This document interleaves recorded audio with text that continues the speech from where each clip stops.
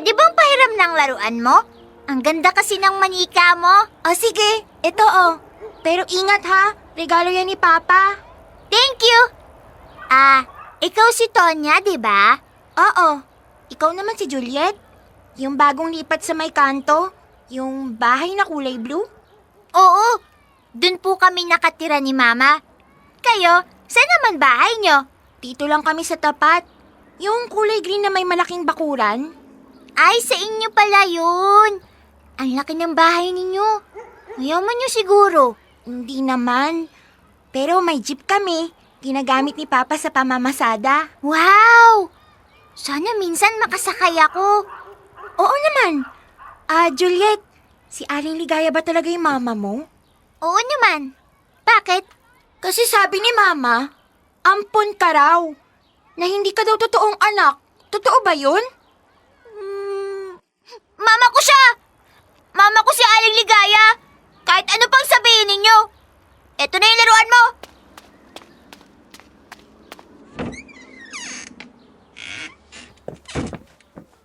Juliet, anak! Bakit ka umiiyak? Ano nangyari?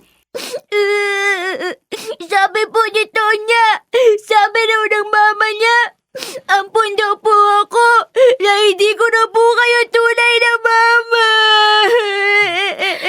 Anak, halika. Maupo ka muna. Naalala mo, lagi kong sinasabi sa'yo, ang pamilya, hindi nasusukat sa dugo, kundi sa puso. Totoo, hindi kita dinala sa aking sinapupunan. Pero inakay kita araw-araw mula nang dumating ka sa buhay ko. Ikaw ang anak ko. At totoo yan, hindi magbabago. Pero ma, pwede po ba talaga yun? Kahit hindi tayo magkadugo, anak niyo pa rin ako? Pwedeng-pwede, anak.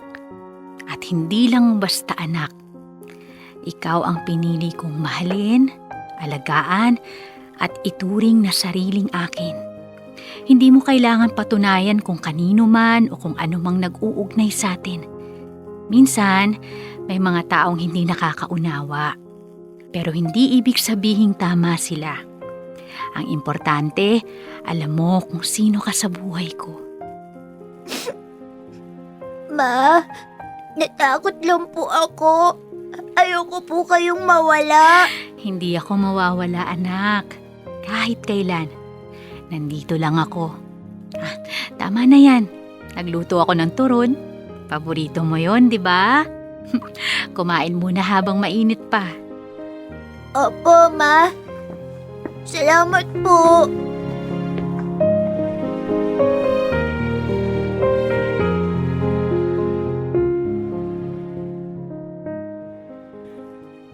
Dear love, si Mama Ligaya ang mama ko. Hindi man sa dugo, pero sa puso. Dama sa kaniyang pag-aaruga at sa bawat araw na hindi niya ako iniwan. Simula nang ampunin niya ako, hindi ko kailanman naramdaman na iba ako. Kung hindi niya pa sinabi ng diretso, hindi ko malalaman. Ganun kalaki ang pagmamahal niya sa akin. Si Mama ang tumayong nanay at tatay ko. Siya ang unang depensa ko sa lahat ng sakit at takot. Ang unang beses na nagsasabi ng, "Kaya mo yan." Kahit hirap ang buhay, ginawa niya ang lahat para mapalaki ako ng maayos. Pinag-aral niya ako, kinaya ang pagod, puyat at lahat ng sakripisyo para mabigyan ako ng magandang kinabukasan. Hanggang ngayon, walang nagbago.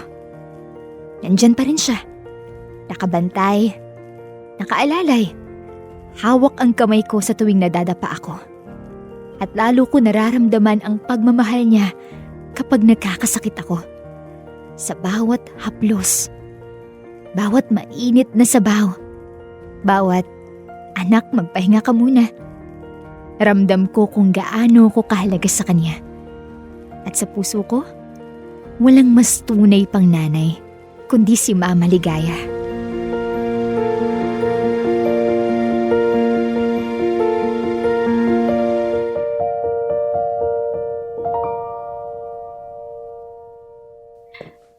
Juliet, anak.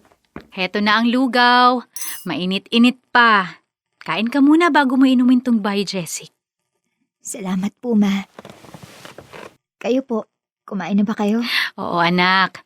Huwag mo na akong intindihin. Ang mahalaga ngayon, ikaw. Magpahinga ka para gumaan ang pakiramdam mo. Naiinis lang po ako, Ma. Dami pang kailangan gawin sa school. Tapos upset na naman ako. Ay, nako anak. Unahin mo ang kalusugan mo sa kahit na anumang gawain sa eskwela. Kapag may sipon ka nga lang, hindi na kita gustong palabasin. Paano pa ngayon na masama talaga ang pakiramdam mo? Kaya ko naman hong pumasok kahit may sipon. Hindi naman ako laging nangihina. Alam ko. Pero mas panatag ako kapag nandito ka at naaalagaan kita. Hindi ko mababawi ang araw kapag lalo kang napagod. Ang iniisip ko lang po, baka hindi ko maipasa yung ibang subjects ko kaka-absent. Nakakahiya rin po sa inyo na nagpapaaral sa akin. Juliet, anak, hindi mo kailangang mahiya. Mama mo ako, hindi ako sponsor. Walang bayaran sa pagmamahal, walang sukatan. Kahit na, Ma. Minsan naiisip ko pa rin. Hindi naman ho tayo magkadugo, pero lahat ng pag-aalaga, pinigay niyo sa akin. Baka po nagiging pabigat na ako. Anak, ikaw na lang ang meron ako. At wag na wag mong sasabihing pabigat ka. Ikaw ang pinakamagandang biyayang dumating sa buhay ko. Kapag sinasabi mong pabigat ka, masakit sa akin. Hindi dahil nagdududa ako, kundi dahil ayokong iniisip mo yan, kahit kailan. Opo, Ma. Pasensya na po. Hindi ko na po sasabihin ulit. Ay, nako. Halika nga rito. Unika iha ko to eh. Ma, may itatanong sana ako. Ano yun, anak? Bakit niyo po ako pinili? Bakit ako ang inilagaan niyo? Hanggang ngayon, hindi ka pa rin makapaniwala na mahal kita? Hindi naman ho sa ganon. Pero minsan napapaisip ako. Ang laki ng sakripisyong ginawa niyo para sa akin. Anak, ang pamilya, hindi lang dugo ang batayan.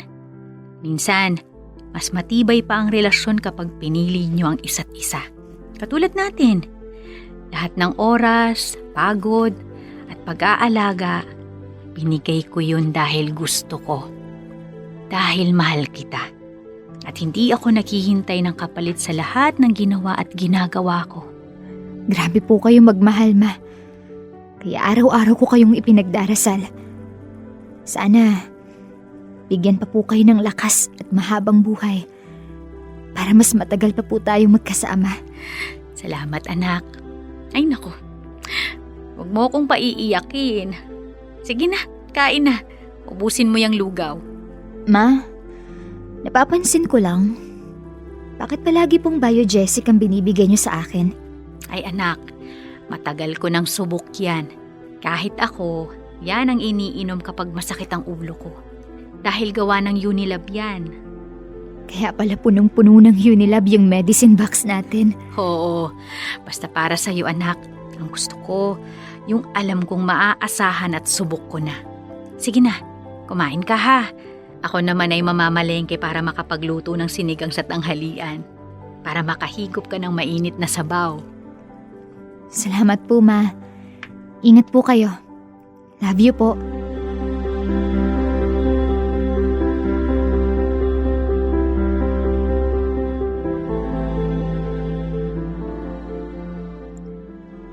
Dear Love, ang mga tanong ko kay Mama Ligaya, lalo na tungkol sa pag-ampon at kung bakit niya ako minahal ng buong buo, palagi niyang sinasagot.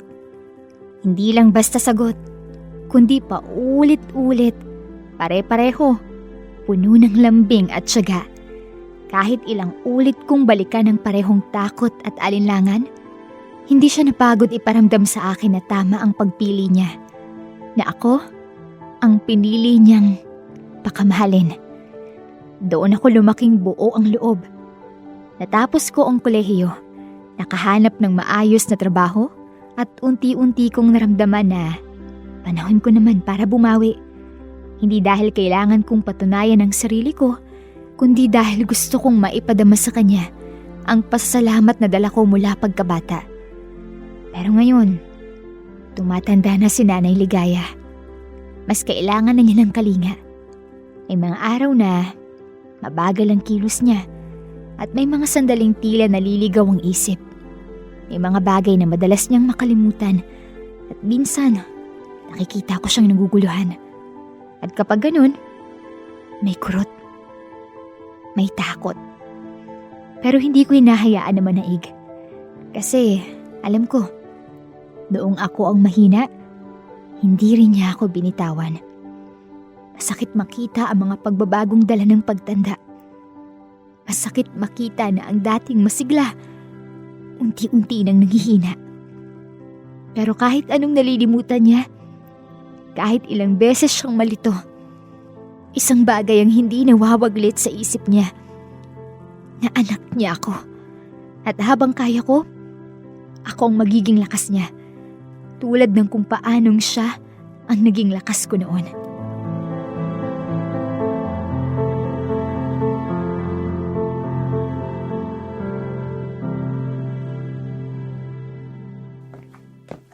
Ma? Anak, Juliet. Ma, aalis na po ako. Papasok na ulit ako sa trabaho. Si Edong po ang mag-aalaga sa inyo ngayon, ha? Juliet, anak, may trabaho ka na? Opo, Ma. 3 taon na ho. Talaga ba? Ang galing naman ng anak ko. Napakasipag. Nagsisikap lang po, Ma. Ano nga ulit yung trabaho mo, anak? Health worker po ako. Ay, mabuti yan. Nakakatulong ka sa mga may sakit. Opo, yan po talagang pinili ko. Kasi kayo ang nagturo sa akin kung ano ang totoong malasakit. Kahit hindi mo kaano-ano, basta nangangailangan, tinutulungan mo. Masaya ako, anak. Puso mo ang puhunan mo. Siyempre po, minana ko sa inyo. May baon ka na ba? Opo, Ma. Nakaluto na ho ako ng minudo. Para mamaya, kayo na lang ang aasikasuhin ni Edong. Oh, heto. 500. Pambaon mo. Nay, hindi ko na ho kailangan yan. Hindi na ho ako estudyante. Sa trabaho po ako papasok. O siya. Nainom mo na ba ang Enervon C Plus mo? Opo, Ma. Kayo talaga? Yung trabaho ko nakakalimutan ninyo. Pero yung pag-inom ng vitamins o ng gamot ko, lagi niyong pinapaalala sa akin. Aba, syempre. Dahil naging katuwang ko ang mga produktong gawa ng Unilab sa pag-aalaga sa'yo. Sabayan pa ng tamang pagkain at ehersisyo. Kaya pala. Pero Ma, inumin niyo rin ho yung mga gamot ninyo, ha? Lalo na yung 40D na vitamins mo. Araw-araw po, katuwang ng tamang pagkain at ehersisyo. Oo, anak. Sumusunod naman ako. May gusto ho ba kayong pasalubong mamaya? Wala naman. Basta umuwi kang ligtas at masaya. Sapat na yun sa akin. Sigurado po kayo, ha? Oo, anak. Ang kaligtasan mo, yan ang tangi kong dasal. Ay, andito na si Edong, Ma. Aalis na po ako. Mag-ingat ka, Juliet. Mahal na mahal ka ng mama. Mahal na mahal ko rin po kayo, Ma.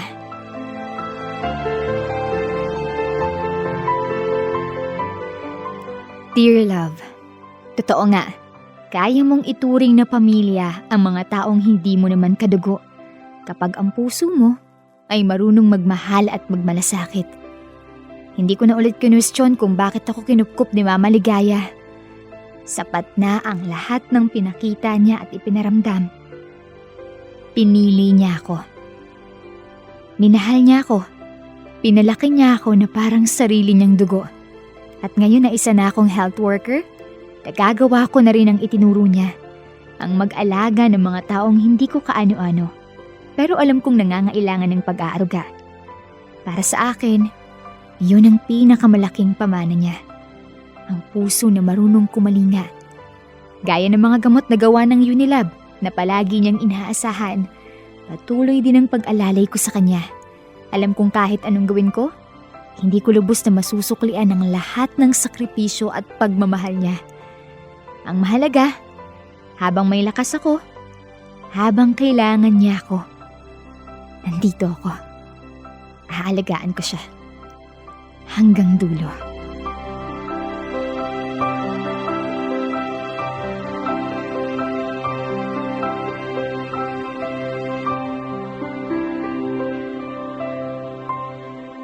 Paracetamol is the generic name of Biogesic. Multivitamins plus zinc is the generic name of Enervon Z+.